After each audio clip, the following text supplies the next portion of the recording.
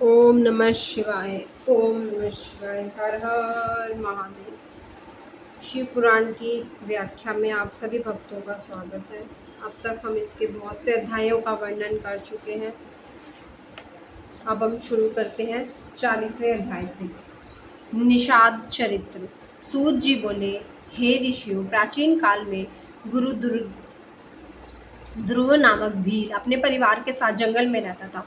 उसका कार्य पशुओं का वध करना था। इसी तरह से वह अपने परिवार का लालन पालन करता था। एक दिन की बात है, उसके घर में खाने पीने के लिए कुछ भी नहीं था। तब उसके माता पिता एवं अन्य सदस्य भूख से व्याकुल होकर भील से बोले, हम भूख से मर रहे हैं, कुछ खाने का प्रबंध करो। यह सुनकर उस भील ने अपना धनुष बांध लिया और शिकार की तलाश में चल दिया। संयोगवश यह शिवरात्रि का ही पावन दिन था। शिकारी दर दर भटकता रहा, परंतु उसे कुछ भी नहीं मिला। धीरे धीरे रात घिर आई, परंतु उसने खाली हाथ घर ना लौटने का निश्चय कर लिया था। इसलिए वह तालाब के किनारे बैठ गया और जो भी पशु जल पीने के लिए यहाँ आएगा उसी का शिकार कर लूंगा। ऐसा विचार कर वह बेल के पेड़ पर बैठ गया। रात घिर आई थी, तभी वहां एक हिरनी जल पीने के लिए आई। उसे देखकर भील ने अपने धनुष पर बाण चढ़ाया और उसी समय ओस में भीगे कुछ बेल के पत्ते वहां स्थित शिवजी के ज्योतिर्लिंग पर गिरे, जिससे भील द्वारा प्रथम प्रहर की पूजा पूरी हो गई और भील के पापों का नाश हो गया। उधर भील के धनुष की टंकार से हिरनी सब कुछ जान गई और उस भील से प्रार्थना करने लगी, हे भील, आप मेरा वध करना चाहते हैं, मुझे मारकर अपनी भूख मिटाना चाहते हैं। यदि ऐसा करने से आपका दुख दूर होता है तो मैं मरने के लिए तैयार हूँ, परंतु आप थोड़ी देर रुक जाइए। मेरे बच्चे अकेले हैं, मैं उन्हें अपनी बहन के पास छोड़ आती हूँ। तब भील को विश्वास दिलाकर वह हिरनी वहां से चली गई और भील उसके इंतजार में जागता रहा।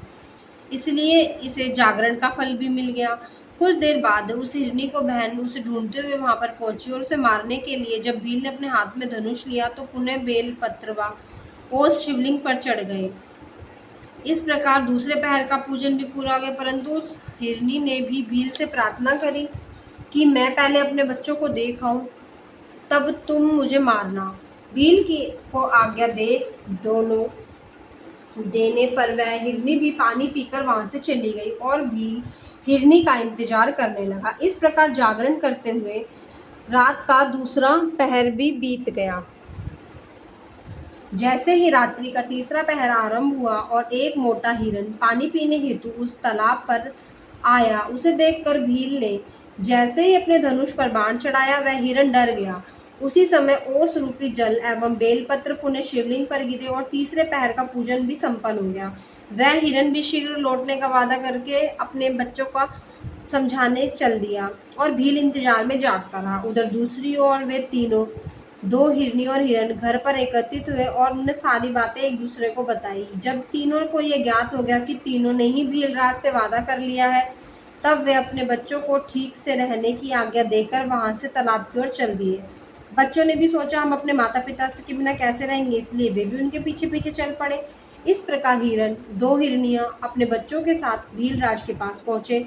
इतने सारे शिकारों को एक साथ देखकर भीलराज तो बहुत प्रसन्न हुआ। जैसे ही उसने मारने के लिए धनुष निकाला, एक बार फिर ओस रूपी जल बेलपत्र शिवलिंग की ज्योतिर्लिंग पे चढ़ गए। इस प्रकार अनजाने में ही चौथे पहर की पूजा भी समाप्त हुई, जिसके फलस्वरूप उसके सभी पाप नष्ट हो गए और उसे ज्ञान की प्राप्ति हुई। उसके मन में विचार आया कि मुझसे श्रेष्ठ तो ये पशु हैं जो परोपकार के लिए अपने प्राण न्यौछावर करना चाहते हैं, और मैं मनुष्य होकर भी हत्या और बुरे कर्मों में लगा हूँ।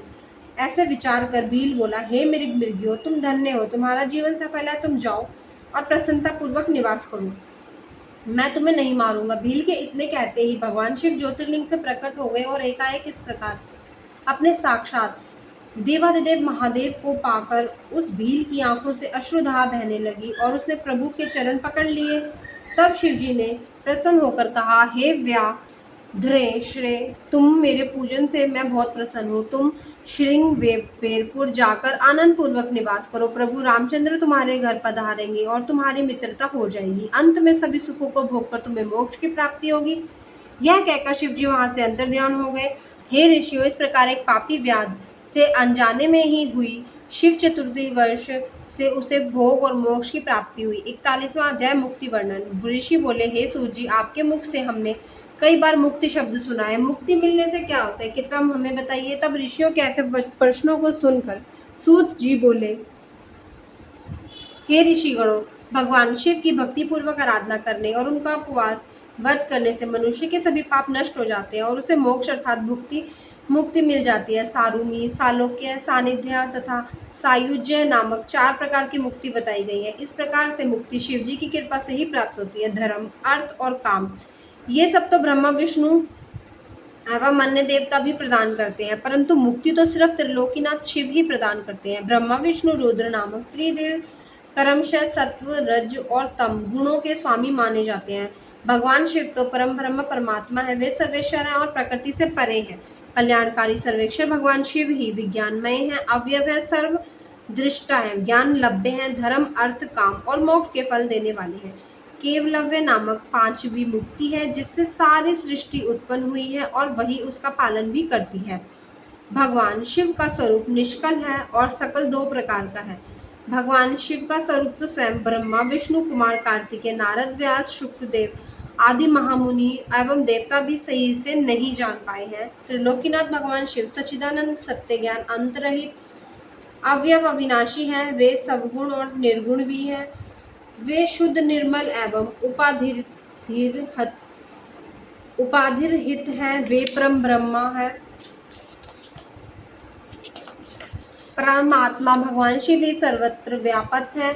सूक्ष्म बुद्धि द्वारा भगवान शिव का पूजन करने से ही अज्ञानता दूर हो जाती है और सत्पुरुषों को शिव पद की प्राप्ति होती है। यद्यपि ज्ञान प्राप्ति अत्यंत कठिन है, परंतु भगवान शिव का शुद्ध मन से भोजन करने से मुक्ति का मार्ग सरल हो जाता है। सदाशिव भजन के अधीन हो ज्ञान एवं मुक्ति से अपने भक्तों को अपनी शरण में ले लेते हैं, जिसकी परम कृपा से मुक्ति का मार्ग आसान हो जाता है। वह प्रेम का अंकुर रूप प्रेम लक्षण भक्ति की ही है, जिसका वर्णन करना असंभव है। भक्ति गुण युक्त एवं गुण रहित अनेकों प्रकार की है, जिसका वर्णन अत्यंत कठिन है। वेद एवं स्वाभाविक नामक भक्ति से स्वाभाविकी भक्ति श्रेष्ठ मानी जाती है। नैष्ठ की भक्ति 6 और अनष्ट की भक्ति 1 प्रकार की है। उसके बाद फिर वह विहित और अविहित भेदों से कई प्रकार की है। इन दोनों के 9 अंग हैं और इनके द्वारा कठिन मुक्ति भी सुलभ हो जाती है। इस प्रकार भक्ति और ज्ञान दोनों एक दूसरे के पूरक हैं, उनमें कोई भी भेद नहीं किया जा सकता। इनके साधक को सदा सुख की प्राप्ति होती है, अतः भगवान शिव की सदा भक्ति करनी चाहिए। मुनियों, मैंने मुक्ति का वर्णन आपसे किया है, जिसे सुनकर सभी पापों से मुक्ति मिल जाती है। 42वां अध्याय, ब्रह्मा, विष्णु, रुद्र एवं शिव के स्वरूपों का वर्णन। ऋषियों ने कहा, हे सूत जी, ब्रह्मा, विष्णु, रुद्र, शिव कौन है? इनमें से कौन सगुण है और कौन निर्गुण? कृपया हमें बताइए। हे ऋषिगणों, वेदों का श्रेष्ठ ज्ञान रखने वाले ये जानते हैं कि निर्गुण परमात्मा ने सर्वप्रथम जिस सगुण रूप को बनाया था वह स्वयं शिव ही है। उन्हीं से प्रकृति उत्पन्न हुई है। उन्हीं दोनों प्रकृति पुरुष के नीचे के जल के जिस स्थान पर कठिन तपस्या करी थी उन पंचकोशी कहा जाता है, जो कि काशी में स्थित है। यह पूरा विश्व जल में व्याप्त है। यह सोचकर श्री हरि विष्णु जल में ही सो गए थे और इसी कारण वे नारायण नाम से प्रसिद्ध हो एवं प्रकृति रूपी माया नारायणी कहलाई। नारायण की नाभि कमल से ही पिता महाब्रह्म की उत्पत्ति हुई है और ब्रह्म के उत्पन्न होने से उन्होंने अपने को पैदा करने वाले के विषय में जानने के लिए घोर तप किया। तत्पश्चात उन्हें विष्णु जी के दर्शन हुए और फिर विष्णु और ब्रह्मा दोनों की मिलकर विवाद हो गया और इस विवाद को शांत करने के लिए महादेव प्रकट हुए। तब लौकिक हित के लिए भगवान शिव अपने पुनः ब्रह्मा जी के ललाट से प्रकट हुए और रुद्र के नाम से विख्यात हुए। इसलिए सगुण और निर्गुण शिव में कोई अंतर नहीं है। भगवान शिव अनेक प्रकार की लीलाएं करने वाले हैं और अपने भक्तों के श्रेष्ठ गति प्रदान करने वाले हैं। यही ब्रह्मा, विष्णु, श्री हरि की सहायता के लिए यहाँ प्रकट हुए हैं। सभी देवता भगवान शिव की भक्ति और पूजा करते हैं।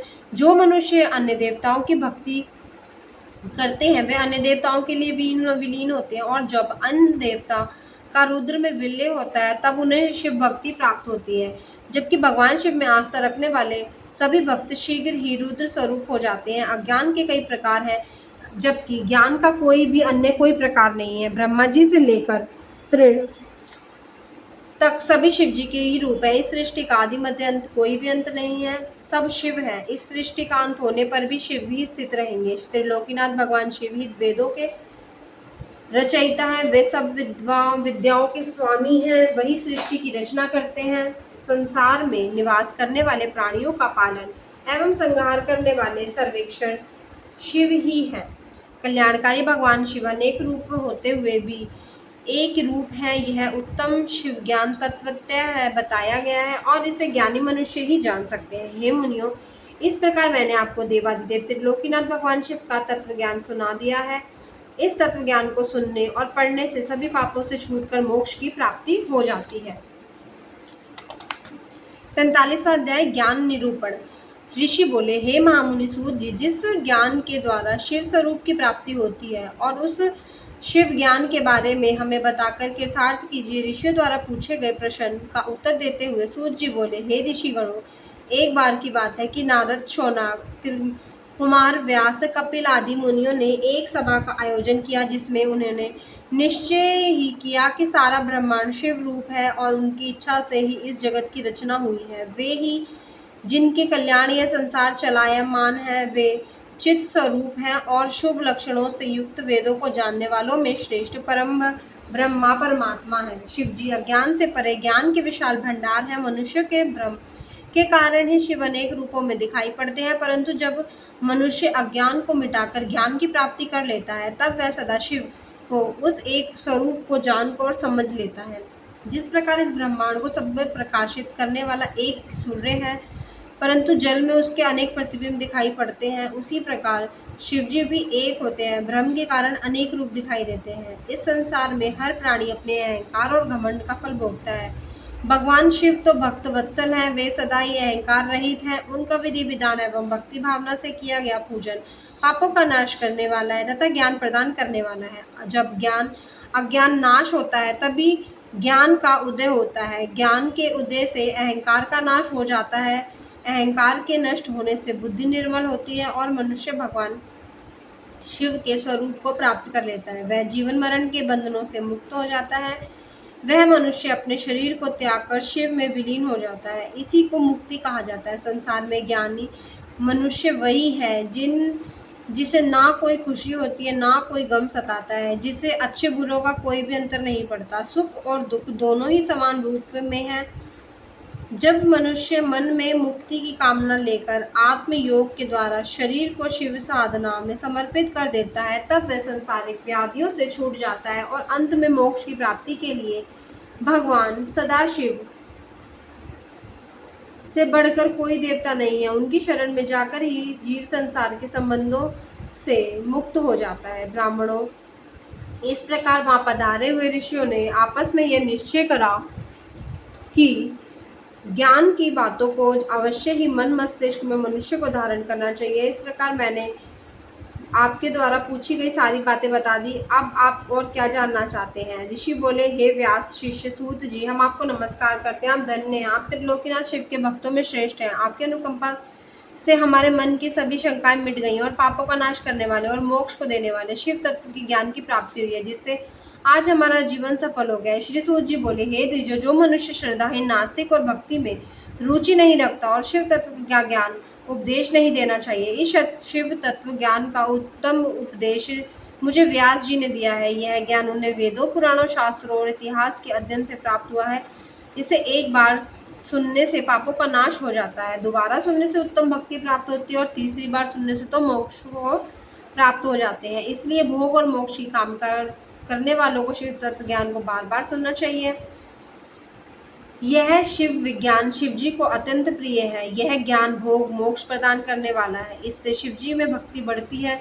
शिव पुराण की इस आनंदमयी पुण्यमयी चौथी संहिता का नाम कोटिरुद्र संहिता है और इसका भक्ति पूर्वक अध्ययन अथवा श्रवण करने से परम गति की प्राप्ति होती है। श्री कोटिरुद्र संहिता संपूर्ण। अब तक हमने इसके कोटिरुद्र संहिता को पूरा कर लिया है। अब शुरू करते हैं श्री उमा संहिता प्रथम अध्याय, श्री कृष्ण उपमन्यु संवाद। जो रजोगुण से संसार की सृष्टि करते हैं, सत्वगुण से सात भुवनों को धारण करके उनका भरण पोषण करते हैं और तमोगुण से युक्त इस संसार का संहार करते हैं, जो इन तीनों गुणों की माया को त्याग कर पुनः शुद्ध रूप में स्थित है और उन सत्यानंद स्वरूप अनंत बोधमय निर्मल ब्रह्म शिव का हम ध्यान करते हैं, वे सर्वेक्षर शिव ही सृष्टि काल में ब्रह्म का पालन के समय विष्णु और संहार के समय रुद्र नाम धारण करते हैं। सत्व गुण एवं सत्व भाव से ही उनकी प्राप्ति संभव है। ऋषि बोले, हे महाज्ञानी व्यास, शिवजी, सूत जी, हम आपको नमस्कार करते हैं। आपने हम पर कृपा कर हमें कोटि रुद्र संहिता को सुनाया है। अब हमें उमा संहिता में वर्णित श्री पार्वती और शिवजी की अद्भुत लीलाओं के बारे में बताइए। हे मुनिगणों, आपकी प्रसन्नता के लिए मैं परम दिव्य भोग और मोक्ष प्रदान करने वाले इस मंगलमय चरित्र को सुनाता हूँ। पूर्व काल में मुनि व्यास ने सनत कुमार जी से इस कथा को पूछा था। सनत कुमार बोले, हे व्यास जी, श्री कृष्ण पुत्र पाने की इच्छा लेकर कैलाश पर तपस्या करने पहुंचे और वहां उन्हें उपमन्यु को तपस्या करते और उनसे सब बातें कही। तब शिव जी बताने के लिए भी कहा। तब उपमन्यु बोले, हे श्री कृष्ण, एक बार जब करते हुए मैंने शिव जी का दर्शन किया। उनके पास अवयव, गुण और एवं अन्य दिव्य अस्त्र भी थे। शिवजी का त्रिशूल अत्यंत शक्तिशाली है एवं सागर के जल को एक पल में सुखा सकता है। इसी त्रिशूल से शिवजी ने लवणासुर का वध करा और वहां मैंने एक फरसा भी देखा जो अत्यंत तीक्ष्ण धार वाला था। यही फरसा शिवजी ने परशुराम को दिया था। साथ ही वहां सुदर्शन चक्र भी था जो करोड़ों सूर्यों के समान प्रकाशित हो रहा था। शिवजी का पिनाक नामक धनुष, तलवार, गदा आदि शस्त्र भी मैंने वहां देखे। तत्पश्चात मैंने श्री त्रिलोकीनाथ कल्याणकारी भगवान शिव को वहां देखा। उनके दाहिनी ओर ब्रह्मा जी हंस से जुते विमान पर बैठे थे और बाईं ओर श्रीहरि गरुड़ पर बैठे थे। मनु, भृग आदि श्रीगण, देवराज, इंद्र सहित सभी देवता वहां उनके सम्मुख खड़े थे।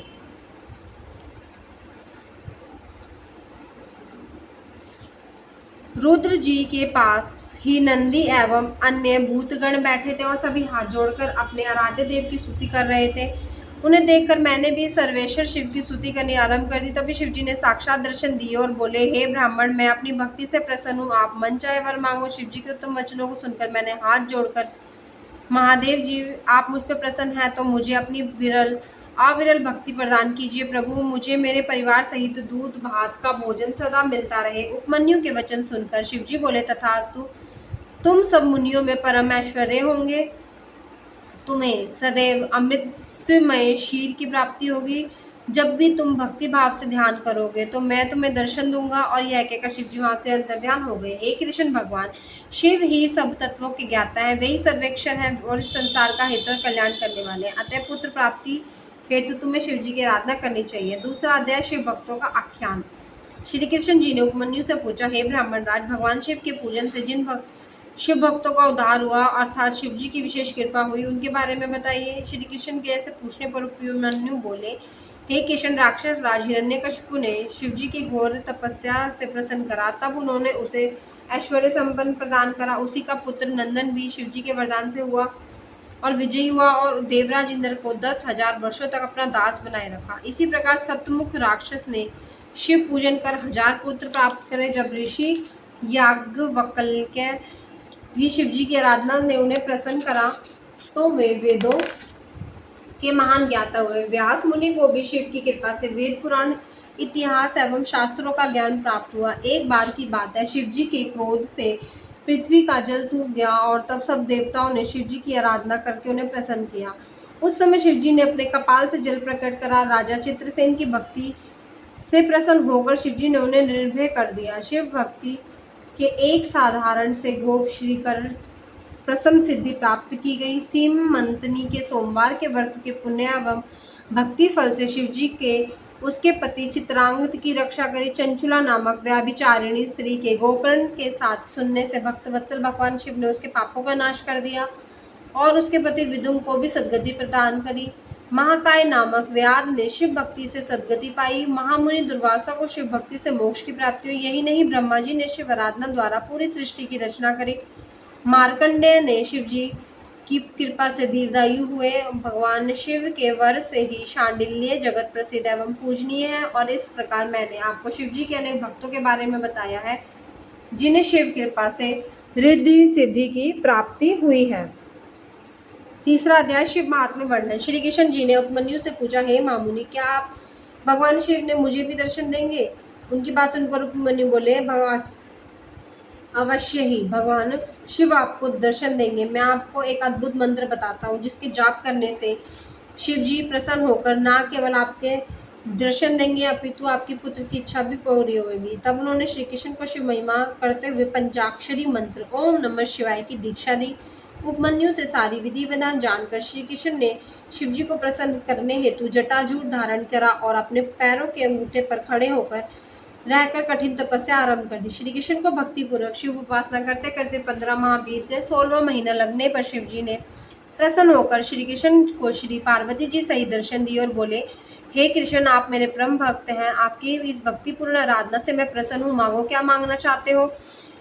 तब कृष्ण बोले, हे देवादिदेव महादेव जी, आप मुझ पर प्रसन्न हैं तो आज मेरा जीवन सफल हो गया। भगवान, मैं आपसे चाहता हूँ मैं सदा धर्म के मार्ग पर चलूँ, संसार में यश प्राप्त करूँ, मेरा निवास आपके पास हो और आप में मेरी सदा दृढ़ भक्ति बनी रहे, मैं सदा युद्ध में विजयी रहूं और मैं शत्रुओं का नाश कर योगी जनों का प्यारा बनूं और मुझे 10 पराक्रमी पुत्रों की प्राप्ति हो। श्री कृष्ण के ऐसे वचनों को सुनकर शिवजी ने प्रसन्नता पूर्वक उन्हें सभी वरदान प्रदान कर श्री पार्वती जी ने लोक कल्याण हेतु ब्राह्मणों की सेवा करने का वर प्रदान करा। तत्पश्चात शिव पार्वती अंतर ध्यान हो गए और श्री कृष्ण भी प्रसन्नता पूर्वक उपमन्यु के पास पहुंचे और उन्हें अपने वरदान के बारे में बताकर अपनी नगरी द्वारिका को चले गए। श्री रामचंद्र जी भी भगवान शिव की आराधना कर उन्हें प्रसन्न करा और दिव्य अस्त्र प्राप्त किया। शिवजी के आशीर्वाद के फलस्वरूप उन्होंने लंका के विशाल समुद्र पर पुल बनाकर लंकेश्वर रावण को मारकर अपनी पत्नी सीता को मुक्त कराया। परशुराम ने शिवजी को प्रसन्न करके शिवजी से परशु नामक फरसा प्राप्त करा और उससे ही अपने पति पिता ऋषि जगदग्नि का वध करके वहां सहस्त्रार्जुन का वध करा और चाक्षुक नामक मनुपुत्र से शाप भोगते हुए भी दंडक वन में शिवजी की तपस्या करी, जिससे प्रसन्न होकर शिवजी ने उन्हें संसारिक बंधनों से मुक्त कर गणेश जी का गण बना दिया। गर्ग मुनि की आराधना से प्रसन्न होकर 1000 पराक्रमी पुत्रों का आशीर्वाद दिया। शिवजी की कृपा से गालव नामक एक निर्धन ने अपनी तपस्या से शिवजी को प्रसन्न करा और अपने पुत्र को पुनर्जीवित करा। मुनियों, इस प्रकार मैंने आपसे शिव महात्म्य का वर्णन करा है।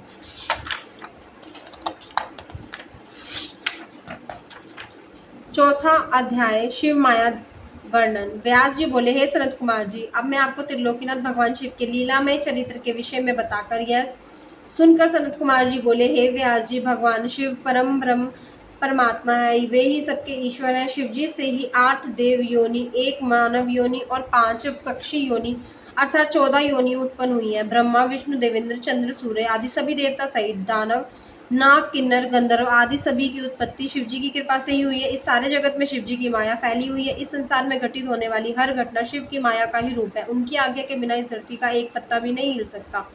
सर्वेक्षण शिव की माया के कारण ही पूरा जगत कामदेव के अधीन हो जाता है। उनकी माया से मोहित होकर ही देवराज इंद्र महामुनि गौतम की पत्नी अहिल्या पर आसक्त हुए थे, जिनके फलस्वरूप उन्हें श्राप मिला था। श्री हरि विष्णु भी शिव की माया के कारण ही स्त्रियों में विहार करने लगे थे। चंद्रमा भी मोहित होकर अपने गुरुदेव की पत्नी को भगा कर ले गया था और पाप के भागी बने थे। तब शिव भक्ति से ही उन्हें मुक्ति मिली थी।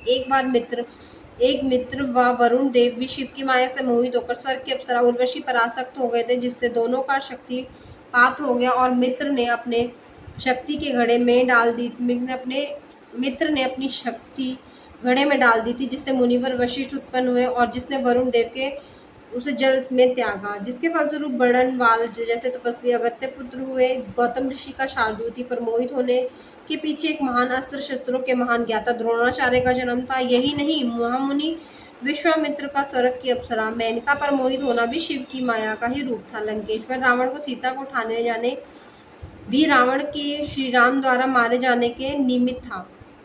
इस प्रकार इस ब्रह्मांड में घटने वाली प्रत्येक घटना शिवजी की इच्छा के अनुसार ही होती है। शिवजी की माया पूरे जगत में व्याप्त है, जिसका पूर्ण वर्णन करना मेरे लिए क्या किसी के लिए भी संभव नहीं है। 5वां अध्याय नरक में गिराने वाले पापों का वर्णन। व्यास जी बोले, हे मुनीश्वर, इस संसार में पाप कर्म करने वाले पापी मनुष्य सदा नरक के भागी होते हैं। ऐसे नरक में जाने वाले प्राणियों के विषय में बताता हूँ। व्यास जी के वचन सुनकर सनत कुमार जी बोले, हे व्यास जी, इस प्रकार मैंने अनेक प्रकार के पाप कर्म होते हैं जिनके कारण मनुष्य को नरक जाना पड़ता है। पर स्त्री की इच्छा, पराया धन पाने की इच्छा, दूसरों का बुरा सोचना, अधर्म करना और ये संबंध के पाप होते हैं। इस प्रकार झूठ बोलना, कठोर बोलना, दूसरों की चुगली करना, ये वाणी द्वारा किए गए पाप होते हैं। अभक्षण, भक्षण करना, हिंसा करना, असत्य करना एवं किसी का धन वस्तु हड़प लेना, ये शारीरिक पाप कहे जाते हैं और इनके फल बहुत भयानक होते हैं। अपने गुरु माता पिता की निंदा करने वाले महापापी नरक को जाते हैं। यही नहीं, ब्राह्मणों को देने शिव ग्रंथों को नष्ट करने वाले भी महापाप माना जाता है।